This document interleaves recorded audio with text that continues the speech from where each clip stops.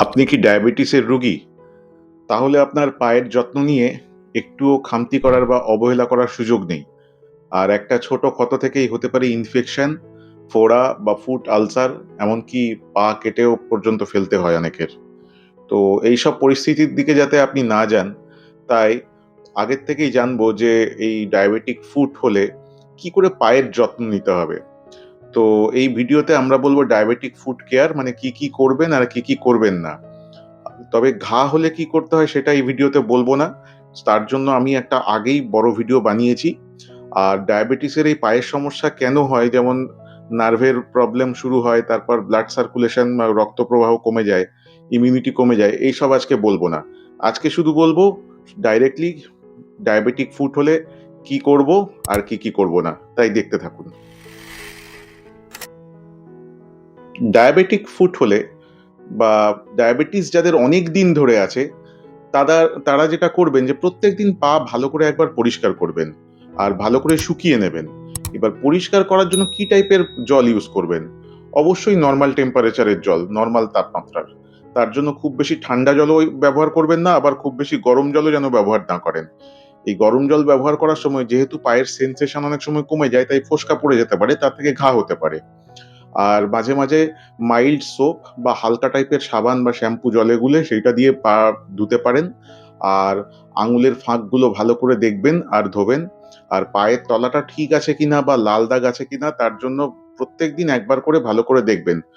আর এইটাও দেখতে অসুবিধা হলে আয়নার সামনে বা আয়না ছোট দিয়ে সেইটা দিয়েও দেখতে পারেন, তাতে বুঝতে পারবেন।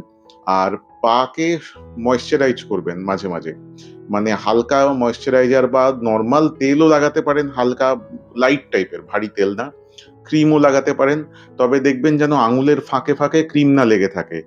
তো ক্রিম এইসব লাগিয়ে চামড়াকে নরম রাখতে হবে।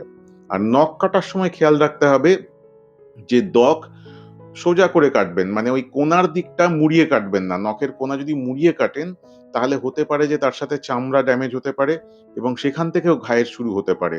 তাই নখ কাটার সময় স্কোয়ার কাট নেল, ঠিক আছে? এই ছবিতে দেখুন যেরকম দেখানো যাচ্ছে, সেই ওরকম ভাবেই নখ কাটতে হবে। আর নখ কাটার জন্য নেল কাটার ইউজ করবেন। মানে ব্লেড বা অন্য কিছু ছুরি-টুরি এইসব একদমই না। তাতে বিপদ হতে পারে। আর জুতো হিসেবে ব্যবহার করবেন যে নরম কুশনযুক্ত জুতো। মানে নরম যার সোল। আর জুতো জেনারেলি টো বক্স বা পায়ের পাতার যে জায়গাটা সেখানটা যেন চাপা না থাকে। দরকার হলে এক সাইজ বড় জুতো ব্যবহার করতে পারেন। আর যাদের অলরেডি ডায়াবেটিক ফুটের একদম শিওর শট লক্ষণ আছে, মানে সেনসেশন কমে গেছে এইসব, তারা মাইক্রো সেলুলার রাবার নামে এক রকমের মেটেরিয়াল পাওয়া যায়। তার জুতোও পাওয়া যায়। সেই জুতো ব্যবহার করতে পারেন। এবার আসি একটা গুরুত্বপূর্ণ জিনিসে যে কি করবেন না। খালি পায়ে একদম হাঁটবেন না। সে ঘরের ভেতরেই হোক আর বাইরেই হোক। আর একদম গরম জল দিয়ে পা ধোয়া একদমই দরকার নেই। গরম জল দিয়ে পা ধোয়ারই দরকার নেই। কারণ পায়ের সেনসেশন কমে গেলে বুঝতে পারবেন না অ্যাকচুয়ালি কতটা গরম। পা পুড়ে যেতে পারে। আর শীতকালে যে ওই চুলার আগুন বা বিভিন্ন জায়গায় আগুন সেকা হয় সেই ঠান্ডা লাগা থেকে বাঁচার জন্য, সেগুলো একদম করা যাবে না। আগুনের ধারে কাছে ওইভাবে গিয়ে সেকবেন না। কারণ আমরা অনেক পেশেন্ট দেখি এরকম সেকতে গিয়ে ফোস্কা পড়ে গেছে, টাচ হয়েছে বুঝতে পারেনি, সেখান থেকে ঘা শুরু হয়েছে। আর ধুলোবালি ময়লা জায়গায় হাঁটবেন না। আর ধুলোবালিতে বাই চান্স যদি যেতে হয়, পাকে ওয়েল প্রটেক্টেড ভাবে যাবেন যাতে ধুলোবালি না লাগে। তারপর এই ক্রস লেগ সিটিং মানে পা গুটিয়ে বসা বা ভাঁজ করে বসা যাবে না। তাতেও কিন্তু পায়ের রক্ত চলাচল ব্যাহত হতে পারে অনেকক্ষণ বসলে। পা সোজা রেখে বসতে হবে। আর রাস্তার পাশে ওই সস্তা পেডিকিউর এসব একদম করাতে যাবেন না। তাতে ইনফেকশনের চান্স বেড়ে যায়। আর পা ধোয়ার সময় আবার খুব বেশি ঘষাঘষি করা বা ওই যে অনেকে একরকম পাথর ইউজ করেন, মনে হয় পিউমিক স্টোন, সেইগুলো দিয়ে ঘষাঘষি করে পায়ের তলা ওরকম মানে এক্সফোলিয়েট করে ওইভাবে ধুতে যাবেন না। ঘা হয়ে যেতে পারে।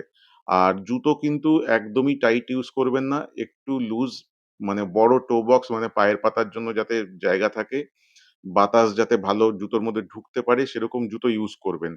আর যখনই সুযোগ পাবেন বাড়িতে যখন থাকবেন, জুতো খুলে নরমাল মাইক্রোসেলুলার রাবারের চপ্পল বা নরম সোলযুক্ত চপ্পল পরতে পারেন। ডায়াবেটিস বা সুগার থাকলে মনে রাখবেন যে ঘা হলে কিন্তু অন্যদের থেকে কম রেটে সারবে। মানে আস্তে সারবে। অনেকে সারে না। আর বিশেষ করে পায়ে একবার ঘা হলে পা এমন একটা জায়গা বারবার ব্যবহার করতে হয়। মানে চলাফেরাতে তো ইউজ করতেই হয়। মানে হাতের মতো আপনি রেস্ট দিতে পারবেন না। তারপর হলো পায়ের নিচের দিকে ব্লাড সার্কুলেশন বডির উপরের দিকের তুলনায় একটু কম থাকে। তো সেই ক্ষেত্রে একবার যদি ঘা হয় তাহলে সহজে শুকায় না। কারণ ডায়াবেটিস থাকলে এমনিতেই বলেছি নার্ভের প্রবলেম, রক্ত প্রবাহের প্রবলেম এসব হয়। আর ডায়াবেটিস অনেক সময় কন্ট্রোলে থাকলেও ৮-১০ বছর পরে এই প্রবলেম শুরু হতে পারে। এমন না যে আপনার সুগার কন্ট্রোল মানে আপনার ডায়াবেটিক ফুট হবে না, এটা একদম ভাববেন না। আর এইবার এই সতর্কতার সাথে বলব যে কি দেখে সতর্ক হয়ে যাবেন। পায়ে যদি কখনো লাল বা নীল, কালো এই টাইপের দাগ নতুন কোনো আবির্ভাব হতে দেখেন তার মানে ওখানে প্রেশার পড়ছে। আর ক্ষতস্থান থেকে যদি ক্ষত হয়ে যায় সেখান থেকে যদি পুঁজ বেরোয় তাহলে একদম সাবধান হন। বা পা ফুলে যাওয়া বা অনেক সময় টাইট ভাব, গরম হয়ে যাওয়া, ব্যথা করা এগুলো কিন্তু বিপদের লক্ষণ। আর এই ক্ষত দেখবেন যদি সামান্য একটু ছাল উঠে গেছে ৫-৬ দিন দেখার পর দেখলেন যে ওটা আস্তে বেড়ে যাচ্ছে তাহলে কিন্তু অবশ্যই ডাক্তার দেখাতে হবে। তাই সংক্ষেপে জেনে নিলেন যদি ডায়াবেটিস থাকে, সুগার থাকে পায়ের কিভাবে যত্ন করতে হবে। তো আপনারা কি এই যত্নগুলো করেন কিনা সেটা অবশ্যই জানাবেন। আর না করলে মানে এর যে কি এফেক্ট হতে পারে সেগুলো বললাম। আর এই ডায়াবেটিক ফুড নিয়ে আমার একটা বড় ভিডিও আছে। সেইটা বেশ কয়েক মাস আগে করা সেটা দেখতে ভুলবেন না। সেখানে আরো ডিটেইলস এ আলোচনা।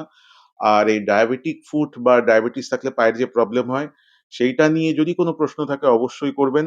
আমি ডক্টর অনুরাগ বিশ্বাস। আমার এই channel made easy for you তে আপনাদের স্বাগত। আর এরপর আবার নতুন ভিডিও নিয়ে দেখা হবে। নমস্কার।